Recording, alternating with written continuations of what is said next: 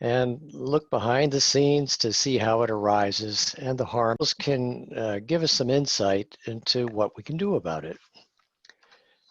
So with that, I'm going to have to do a share.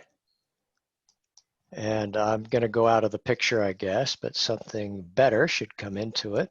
You're being modest. Corner. Russell, we'll see you, but not everybody else. Oh, okay, good, yeah. Now let's go back to the beginning. Whoops.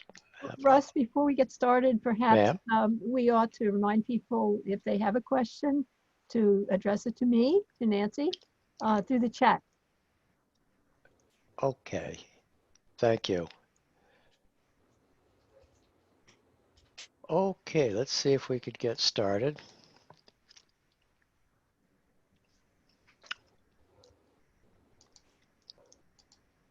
Good, there we are. So if all has gone well, we should be looking at a deconstructing fake news slide. And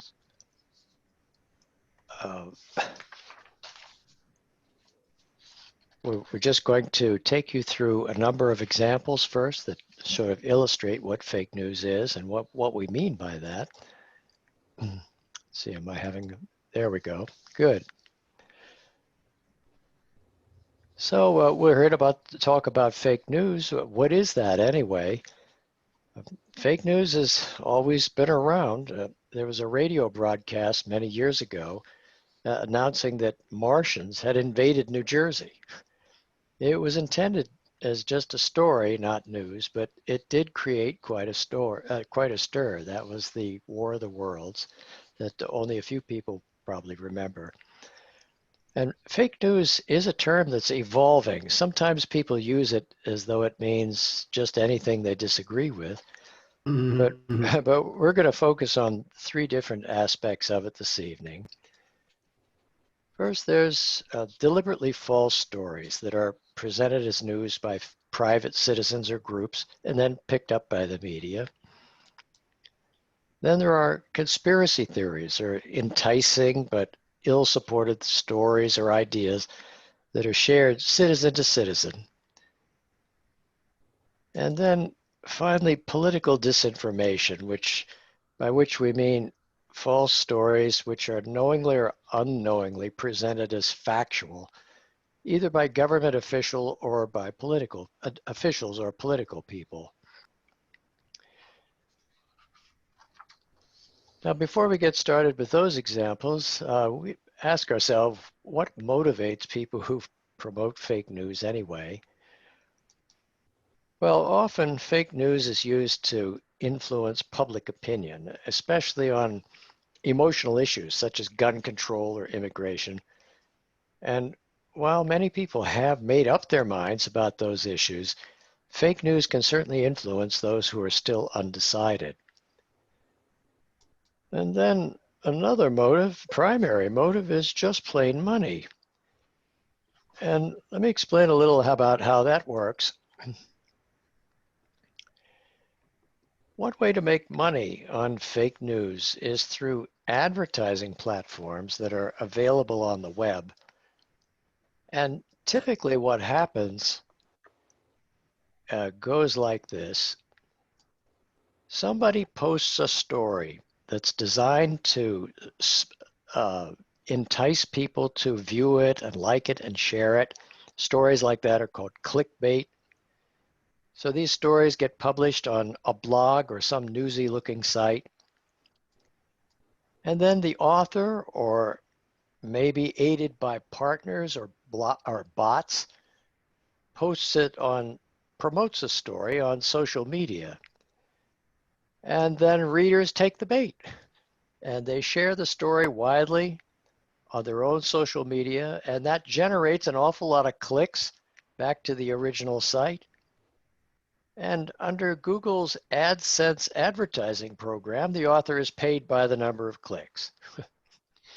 So it goes something like that.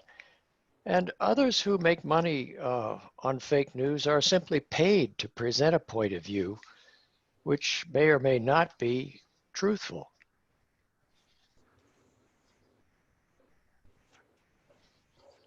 Do you remember when the Pope endorsed Bernie Sanders? How about Donald Trump? Two examples of fake news that occurred in the months just prior to the election in November 2016 were supposed endorsements by Pope Francis. One of these was for Democratic candidate Bernie Sanders, and a completely different fake news story claimed that the Pope had endorsed Donald Trump. Both of these stories were completely false, as Pope Francis himself later confirmed. And the Bernie Sanders endorsement was posted on a site called usatoday.com.co, a name which seems to be deliberately contrived to fool people into thinking that it's the newspaper USA Today. Now, it's interesting that NPR actually tracked down the individual who runs that site and was able to interview him. And he said his motive in posting the story was to prove that people are easily fooled. But then he also said he made a substantial income from fake news, having a fake news site. So it seems to be maybe a little of each.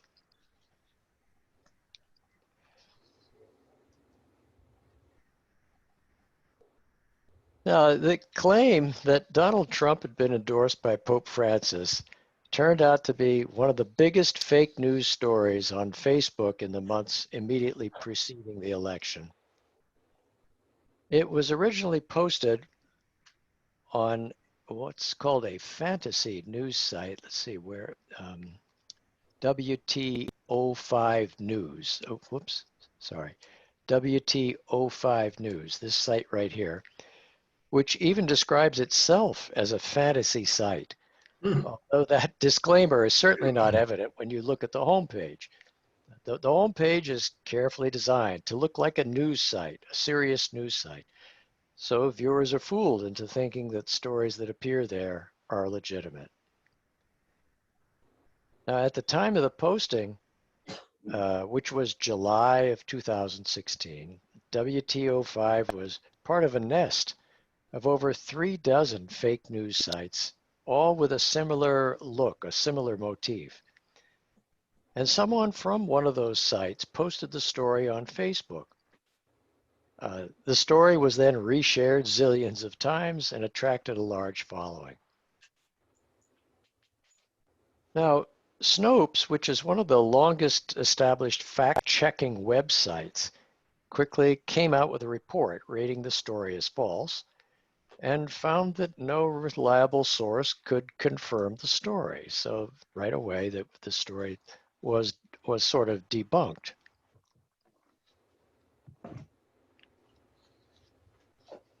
Well, but in a strange twist, the fake endorsement got a boost when it was reposted on another website called Ending the Fed, which had a rather large following and was based in, of all places, Romania.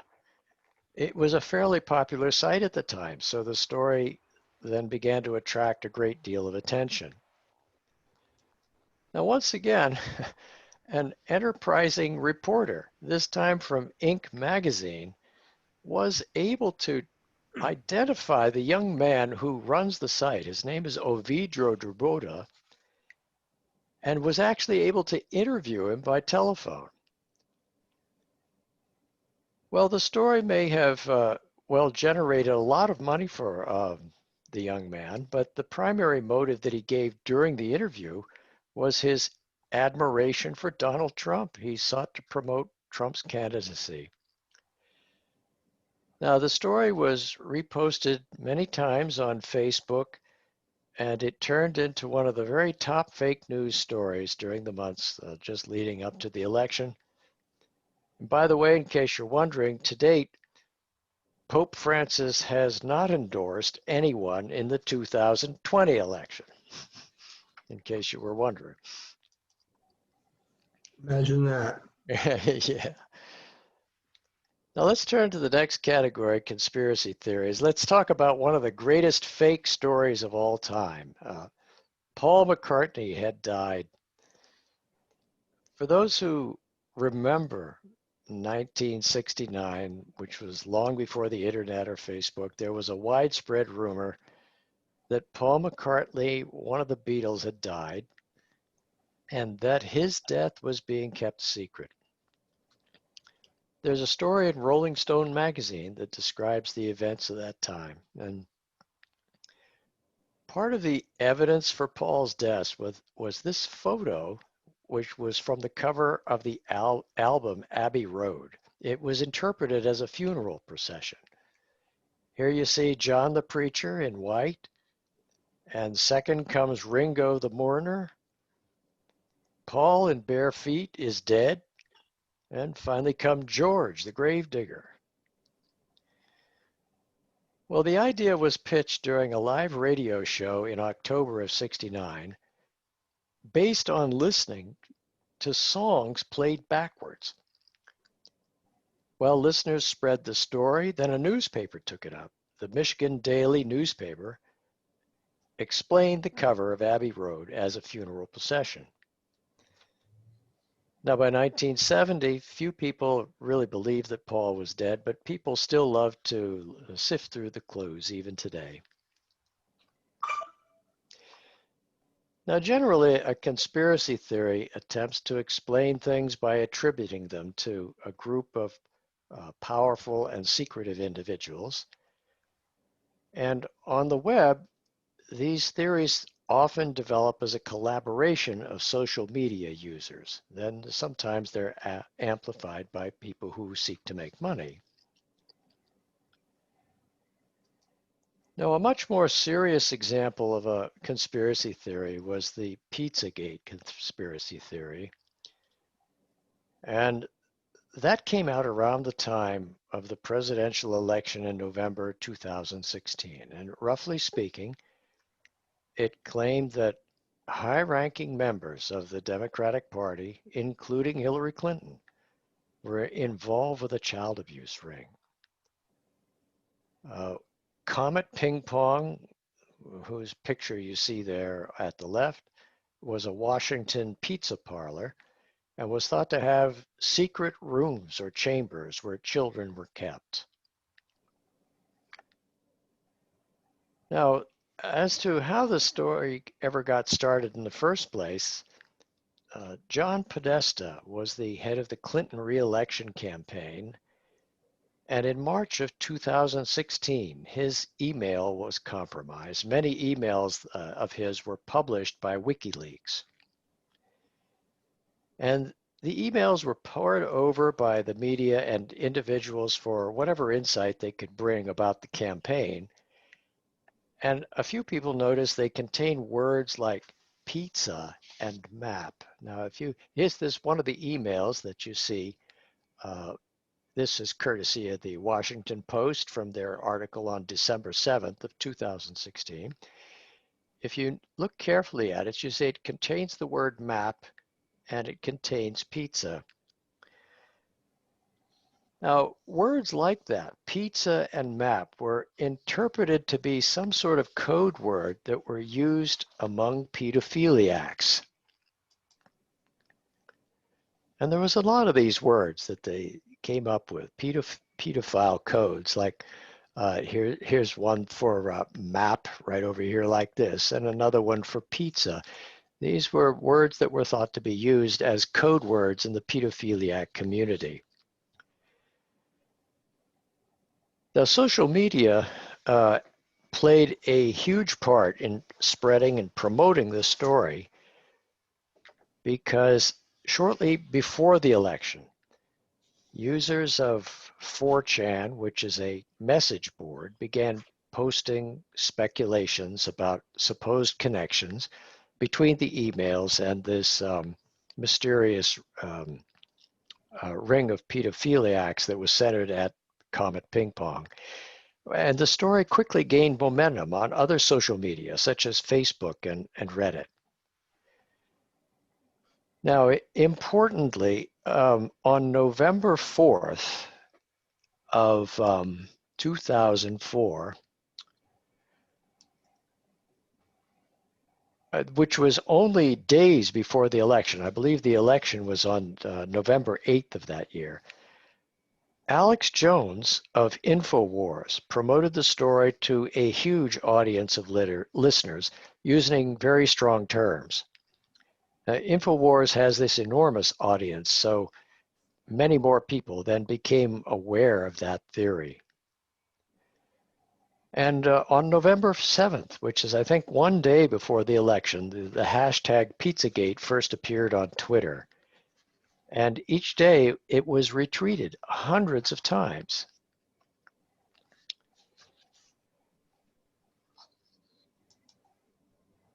Well, after the election on November 8th, as the story began to, the story began to congeal only days before the November election. And a few weeks later, as the theory began to gain popularity on social media, various news organizations began to look into it, and none of them found any evidence at all to substantiate the theory. Now, one of these was a story in the New York Times, for example. It sketches out how the theory spread and the hardship it had caused for James Alefantis, who was the owner of Comet Ping Pong Pizza Parlor. Very quickly, it became Snopes checked in with another story. I think even on the same day, Snopes came out with a story rating the story as false. And then other stories from reputable sources just poured in, all with the same conclusion, that Pizzagate was just a hoax, a false, a dream. For example, the BBC came on board on December 7th, on December 2nd. On December 5th, PolitiFact, which is the fact-checking part of the Poynter Institute for Journalism in Florida, also came to the same conclusion. BuzzFeed, another sort of technologically savvy news organization, looked into it and frequently looks into it with the truth or falsity of stories there, found that it was completely false. The Washington Post checked in on the 7th of December. A second story from the New York Times, which dissects how the story ever got really going. It's very, very complicated. But all of these basically came to the same conclusion that the story was completely false. There was no reputable source that would back it up. Well, nevertheless, false information like this has real consequences. If false information leads to dangerous actions, and people began to show up at Comet Ping Pong looking for evidence to support the Pizzagate theory. And about a month after the election, Edgar Madison Welch, which is the young man in the photo, drove up from North Carolina to investigate what was happening at Comet Ping Pong. Now wait, this is a month after the election. All these stories had come out debunking the story. It didn't seem to matter. Now he walked into Comet Ping Pong armed with an automatic rifle. He actually fired off a couple of rounds, which terrified all the patrons, you can imagine, in the pizza parlor, and James Alefantis. I think that one story I read said that one of the bullets hit a computer or something like that. And he then roamed all over Comet Ping Pong for about 45 minutes, searching the place in vain for underground vaults, hidden rooms, places where children could be kept. And finally, he just surrendered to police. The pizza place has no basement. That's where they There's said. there is no basement at all, but he thought he looked for one. And of course, it wasn't there. So that's the kind of dangerous thing that can happen. It wasn't just Comet Ping Pong that was affected. Just prior to the election, nearby shops began to receive threatening phone calls and emails.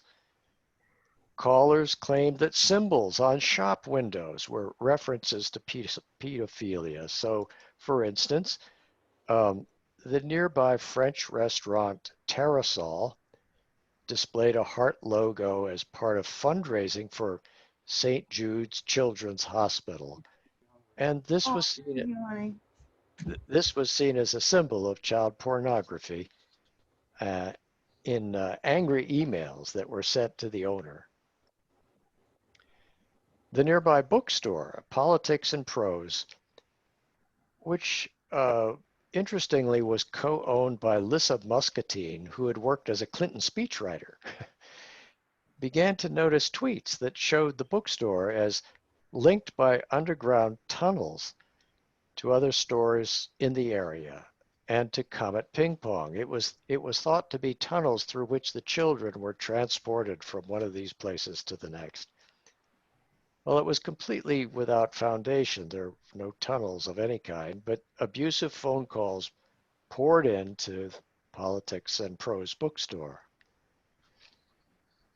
And even the owner of Besta Pizza, a man named Abdel Hamad, learned that a reviewer had claimed his pizza-shaped logo was a symbol of child pornography. He actually received a death threat in a phone call. So we point these things out just as to show that people get caught up in a story like this, that it has sad consequences for people that are simply not part of anything like it. Well, then what? In spite of being debunked many times, it lingered for a long time after the election. In March of 2017, even Alex Jones, who had originally strongly promoted the theory, admitted that it was false, and he apologized to James Alefantis, who you remember was the owner of Comet Ping Pong. And nevertheless, on that same day, there were dozens of protesters that appeared outside the White House demanding a further investigation into the whole Pizzagate affair. Now, what you're seeing over here is the one group of individuals who came there as part of the protest. This comes, I think, from this photograph, I believe, comes from the Washington Examiner. Well, that was a much more serious conspiracy theory. But let's turn now to political disinformation. And it isn't just ordinary people who promote fake news. Sometimes it's the people at the very top. And it gets us into what we can call political disinformation, which are falsehoods promoted as factual, whether knowingly or not, by persons in government or politics.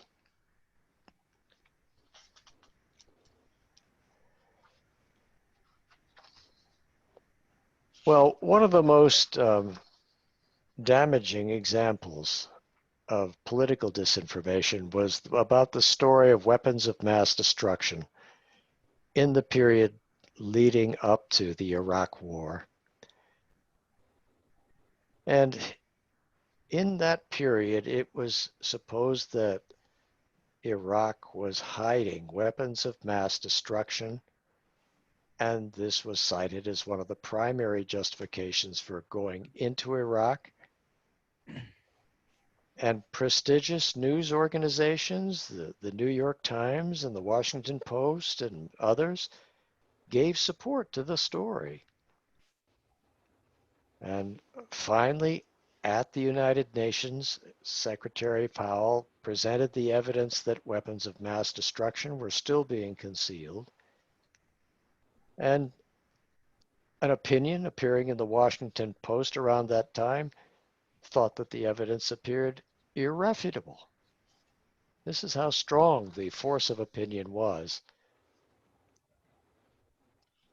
And it wasn't true. As events unfolded after the invasion of Iraq, it gradually became clear that the evidence for weapons of mass destruction and the reporting of it in the news media was tragically unsupported. Weapons of mass destruction were not found even after months of searching. And many comments at that time pointed out that our intelligence agencies and the news media had failed to check out sources and evidence, issues that we'll return to later. In an interview with Christiana Amanpour, Hans Blix, who was the chief weapons inspector, made a number of pointed criticisms about the intelligence community. He said that they failed to examine their primary sources with a skeptical eye. That he said that the Pentagon relied too much on its own sources rather than the more heavily vetted intelligence from the CIA and State Department. Within the administration, no one opposed or challenged the weapons of mass destruction narrative, even as devil's advocate. He had several, the interview was an hour and a half long. He made a number of other similar statements. Well, it wasn't just people in the intelligence community that were caught up in it. Eventually, everyone admitted that they had accepted information later found to be false. And the New York Times admitted this in its own review of its own reporting. It had a number of comments about its own shortcomings. They wish they had been more aggressive in re-examining the claims as new evidence emerged. Coverage was not as rigorous as it should have been. The paper was encouraged to report the need to intervene in Iraq. Stories that contradicted claims of a weapons of mass destruction program were buried, and the editors may have been just too intent on rushing scoops into the paper. It goes on in its own analysis and review of its own failure during that time period. Well, these are examples of famous fake news stories, and there are things we can learn from them. What we want to take away from these are, first of all, it's important to understand who's behind the story and what their motives are. And theories often seem to arise based on very sketchy actual evidence or no evidence at all. It's important to examine the evidence. And that stories often arise in kind of a bubble where no sources challenge the main narrative at all. Well, okay, so what should we do? Well, first, don't spread the infection. You take care before you share a story. Ask yourself whether the story arouses deep with emotion for you, whether it enrages you or terrifies you. Fake news is often clickbait that's designed to make you want to share it, usually by sparking a negative emotion of some kind. And second, ask yourself if you want to believe it. That is, does it reinforce your biases or speak to your beliefs in a satisfying way? If it does, be sure that it's true before you spread it. Yeah.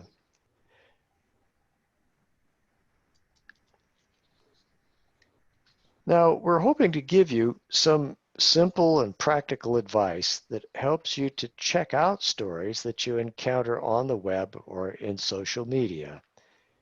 They take practice, but the basic ideas are not hard. And they are based on actual research that was done by the Stanford History Education Group a few years ago. They did a large study of how intelligent people use the web when they go about vetting a story. And two of the focal points are, first, they use something called lateral reading, a term that we'll get into shortly. And you want to stick pretty much with the basic questions that we'll discuss as well.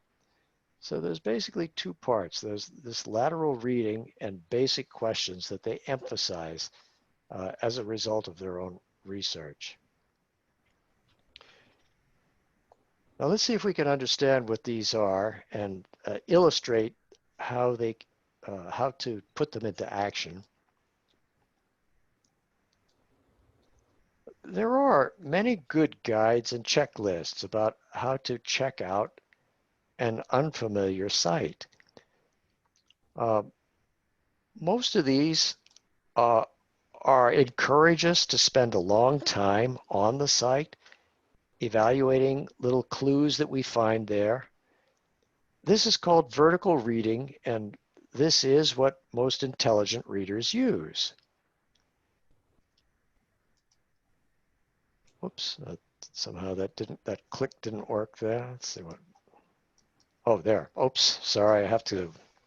Well, the first big surprise is that the Stanford research found this is not what professional fact checkers do when they search the web to verify a story or to check it out.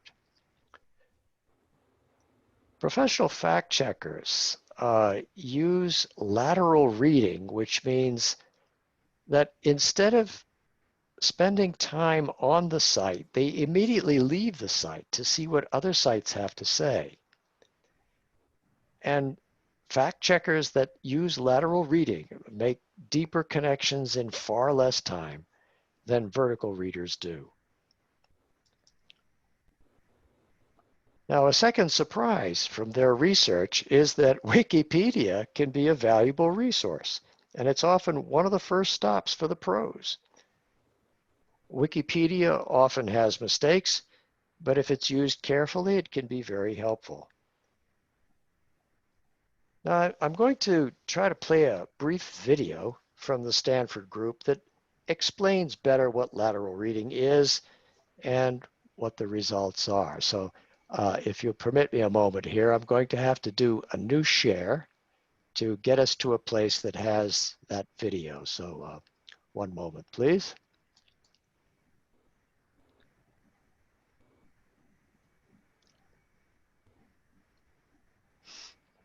Let's see.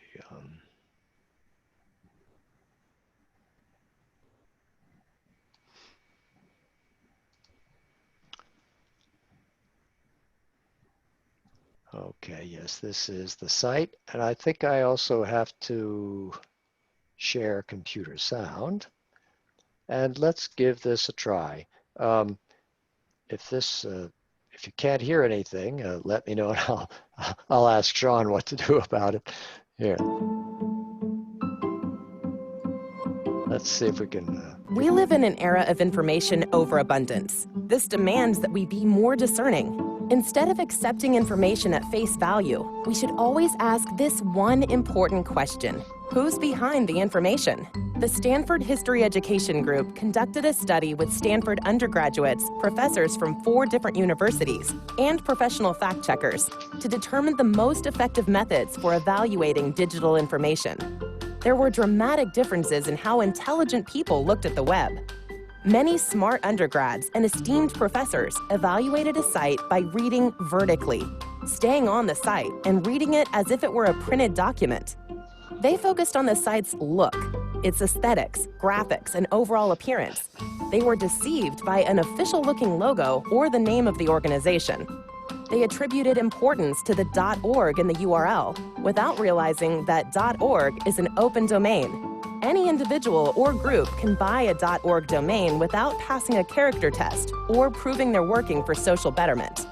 They examined scholarly references and research reports without realizing that, unlike an academic journal, on the web, anything goes. Intelligent people equipped with critical thinking skills were often taken in by slick web pages. Professional fact checkers approach the web differently. They understood that on the web, what you see is often not what you get. The web is treacherous territory, and you can't let your eyes deceive you. Landing on an unfamiliar site, they didn't waste precious time engaged in close reading. Instead, they opened new tabs in their browser and read laterally. Rather than spending time on a site like the Employment Policies Institute, they turned to the broader web. They clicked on a New York Times article about the Employment Policies Institute entitled, "Fight Over Minimum Wage Illustrates Web of Industry Ties." They scanned the Wikipedia entry, which describes the Institute as a fiscally conservative think tank particularly aimed towards reducing the minimum wage. Its staff worked for a public affairs firm owned by Richard Berman. A search for Richard Berman leads to a 60 Minutes report which labels Berman as Dr. Evil for his use of nonprofit front groups that advocate on behalf of his corporate clients. Only 40% of bright Stanford students were able to make the link to Berman. 100% of the fact-checkers did, often in a fraction of the time. Lateral reading was the reason why. Our research studies have shown that lateral reading can be taught. Students in classes that completed civic online reasoning lessons significantly increased their ability to accurately judge websites compared to a control group. Lateral reading stands in sharp contrast to many methods for teaching digital literacy. These methods focus on long checklists of questions and keep students' eyes on a single site before they've even established that the site is worth their time. Although the basic idea of lateral reading is simple, becoming skilled at it takes practice. Students need to see examples of lateral reading and practice it with a range of sources. They also need to know when they've found a reliable news source or one that's known for conspiracy theories. Lateral reading helps students to find better information online and to become informed and more thoughtful members of society.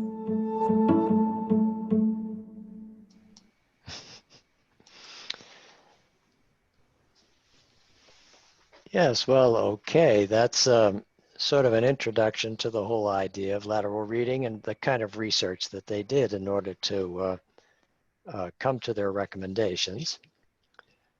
Now, let's see. Let's get back to the slides again. I have to reshare that. Pardon me a moment.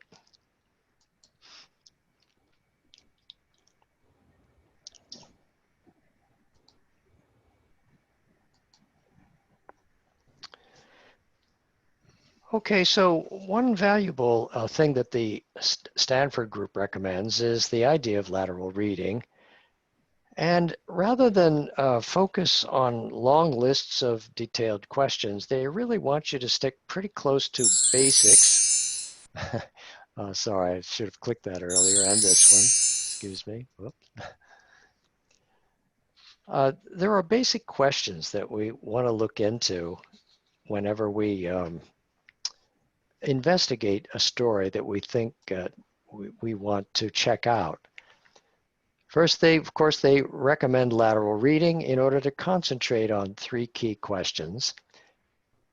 And the first is just who is behind the information. That is to say, you want to look for the real source of the claims that are being made. Does the source seem trustworthy? What motive do they have? Second, what's the evidence that they present? You want to look for the real source of the evidence. It might not be the site itself. They may have gotten the evidence from elsewhere. Does it actually support the claim that they make? And finally, what do other sources say? And one thing that we've certainly come to understand is that while there are many solid news sources, there's no perfect source. Even the venerable New York Times or the Washington Post sometimes get the story very wrong. So we have to look for other sources to see if they can confirm or refute some of the ideas that you're finding in the article.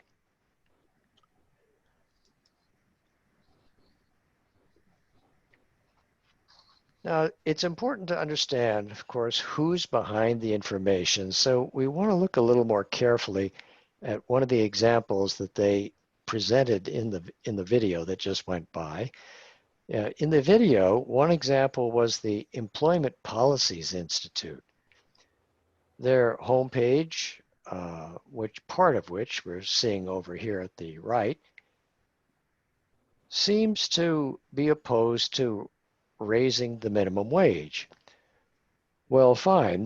Lots of people are opposed to raising the minimum wage. There are economists on both sides of that issue.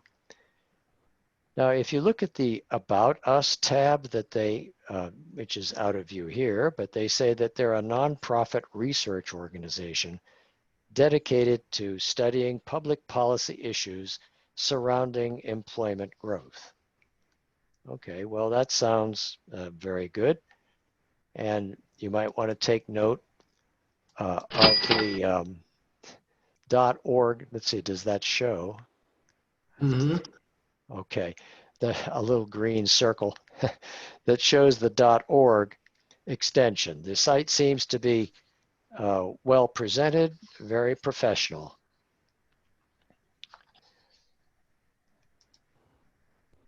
Let's see, how come? There we go.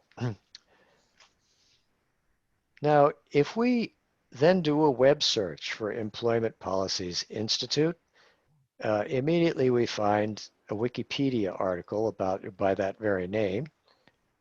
And the idea is that we want to find out who is behind the information.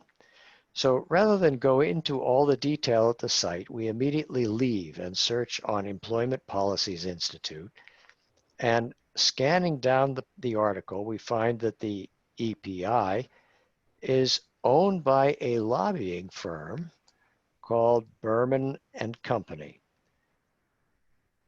And that which is the creature of Richard Berman, who represents restaurants and hotels.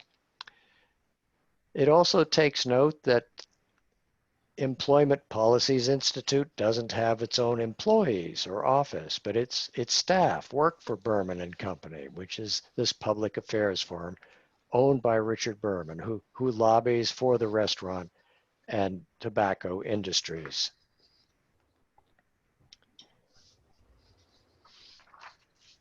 Now, I think it would be a good idea to take a look at that Wikipedia article to see one of the reasons why it appeals so much to professionals who visit Wikipedia so often.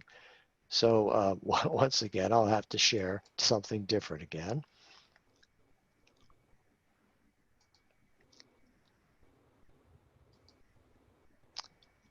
And let's see, which of these tabs do I need to go to? Here we are. This is part of the page, the Wikipedia article about the Employment Policies Institute. Here, I'll go up to the top so that you can see actually where it came from. This is the article that you actually find there. And it describes the connection to the Berman and Company and so forth.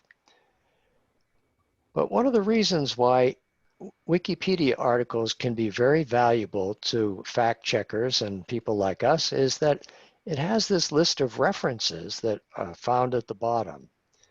This one's pretty extensive. Look at how many references you have. And each of these links is live. You can actually click on it in order to get over quickly to any kind of reference that you see there. One of the ones that they mentioned in the video was this one down here, number 3, Fight Over Minimum Wage Illustrates Web of Industry Ties, that appeared in the New York Times. I won't do it now, but if we were to click there, then we would actually get over to this article right here from the New York Times. So you can immediately just check out these references that are obligatory in many Wikipedia articles.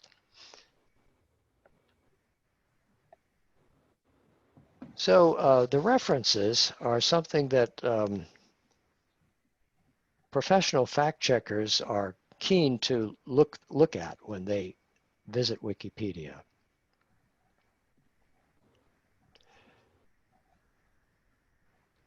Let's see, I guess we want to go back to the slides again. So let's share that again. Okay, so whoops, have I got that right? No, I don't. Excuse me.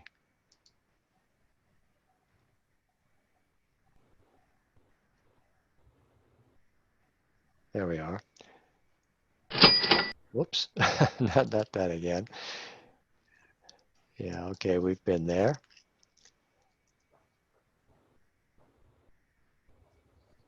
And in that New York Times article, it does make note that you this nonprofit group is run by the public relations firm Berman and Company that represents the restaurant industry.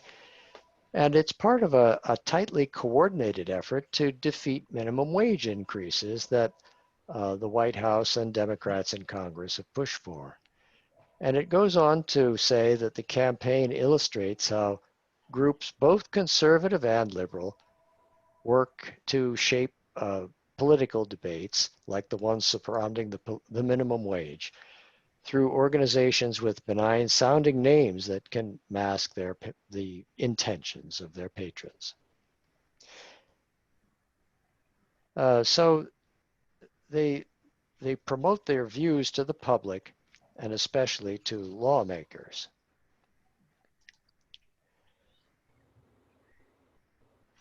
Now let's move on to this. Those were websites. Let's talk about social media where you have different problems.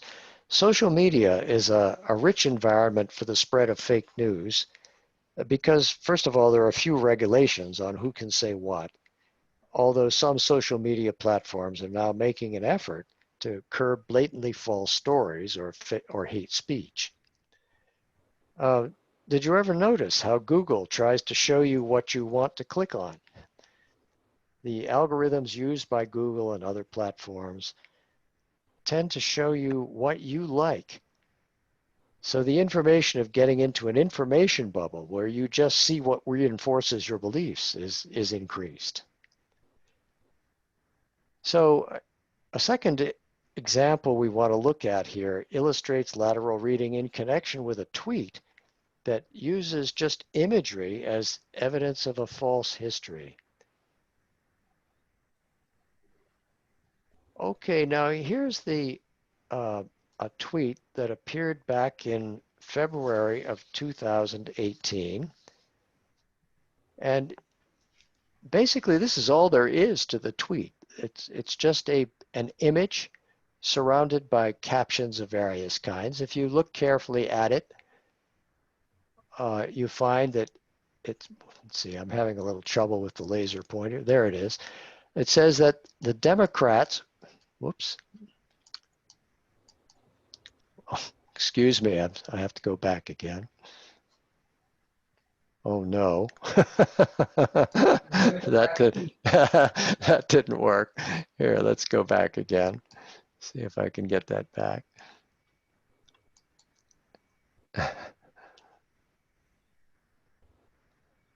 Let's see.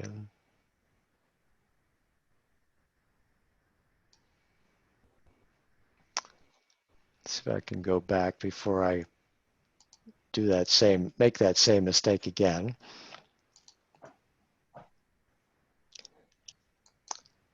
Let's see if that works now. Okay, we should be back to the picture again. If you look carefully at that tweet and look at the details, it says, well, the Democrats created the KKK. That's one claim it seems to make. It says that this photo, which is obviously a KKK march, says this photo was taken at the 1924 Democratic National Convention, which it says was known as the Klan Bake, in case you want to Google it. Now, that's what it actually says, but you get the impression that the larger point here seems to be that the Democratic Party is historically tainted by racism. It never says that in so many words, but I wonder, you may wonder if it is implying just that. So, well, we want to go and see, first of all, who is behind the information. And it seems to have sort of an obvious answer. You have the individual's name is just given here as Cambry, who identifies herself as a political news contributor of some kind, but doesn't seem to mention any publication or news outlet that we could check on. This isn't much to go on. So we have to turn to the general web to see what else we can find out.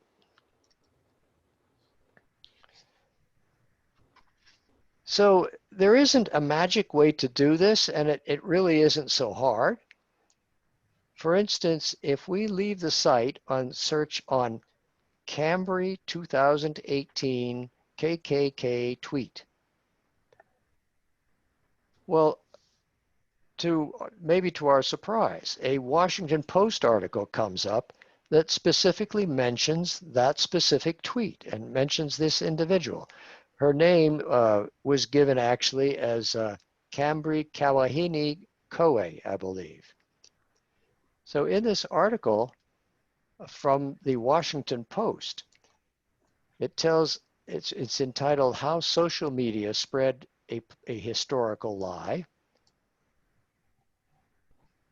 And it points out it makes several interesting points in the article. First of all, it says they looked into it and found, number one, there was no Klan march at the 1924 Democratic Convention. Second, the photo was actually taken in Wisconsin. Now, remember, the convention was in New York City. And third, the KKK was indeed influential in the politics of both parties at that moment of history.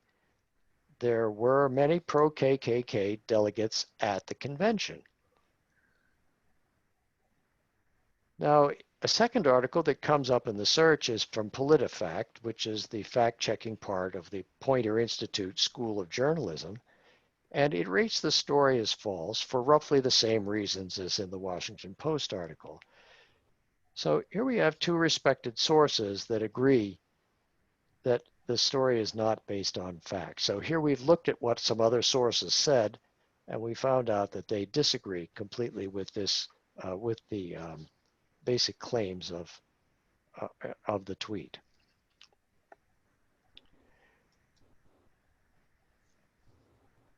Now, as to what evidence is actually presented, the only evidence seems to be a photograph of a KKK march, which of course we've just learned was taken in Wisconsin. And if you ask yourself, does it support the claims in any way? It certainly doesn't seem to. It doesn't support, it certainly isn't true that the KKK marched at the convention, even though the tweet said it did. It doesn't support that the Democrats founded the KKK. And it doesn't seem to support the larger issue that the Democratic Party is uniquely tainted by racism. The photo, by the way, is an example of something that's often seen on the internet, which is an image that has been repurposed by adding superimposed text of some kind. These are often called memes. And when I actually searched on that photograph, I found that it had actually been used dozens of times by other people wanting to make some point or other about the KKK. So that same photograph has been around. By the way, it's actually owned by the Wisconsin Historical Society. Something, and it has nothing to do with the 1924 convention. Now, suppose we look at what other sources say, for example, about the 1924 Democratic Convention. Well, one of our first stops might be the Wikipedia article, and it emphasizes that the influence of the KKK was strong in both political parties at that time. And, you know, those who are acquainted with Long Island history may also remember that the KKK was influential even here on Long Island at that particular moment of history. a fact that came to my attention from the history librarian at the Patchogue Library, Mr. Rosenberg, before he retired. So it appears to be true that the Democratic Party was influenced by the KKK, but that influence was certainly not unique to the Democratic Party. So, for instance, the article makes note that at an earlier Republican convention in June, KKK supporters were strong enough to defeat an anti-KKK resolution. So they had some clout at the Republican convention. Now, also at the Democratic convention, an anti-Klan plank was defeated through the influence of KKK delegates. So the KKK had influences, but it certainly wasn't unique to the Democratic Party. Well, what to do? We don't want to keep you too long, so we've sort of illustrated some of the ways that you can check out things that are on the web. Remember that passion and urgency don't make a story true, and you don't want to buy it just because you like it. You have to check your reactions to it. Don't get caught in the big snowball effect. It's everywhere. Consider the sources carefully. Ask what evidence they present and what other sources say. Lateral reading helps a lot with all of those. And wait before you spread information further. Check it out. Thank goodness for Google. That makes that much easier.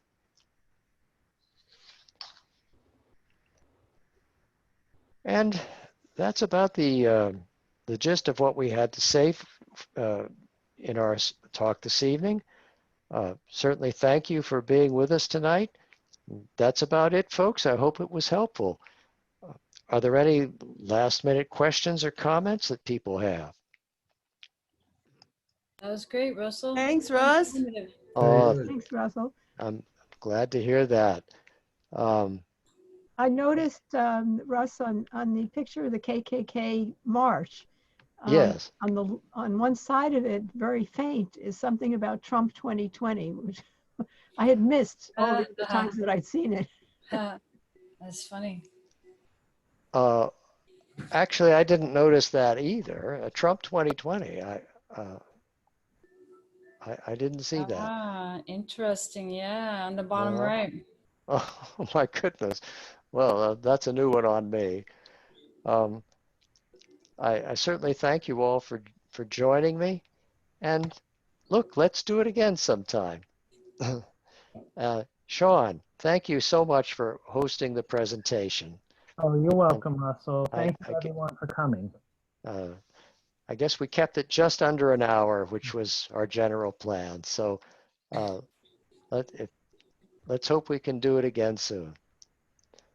So I guess you'll be ending the meeting now. Thanks one and all. Thanks, everyone. Thank you.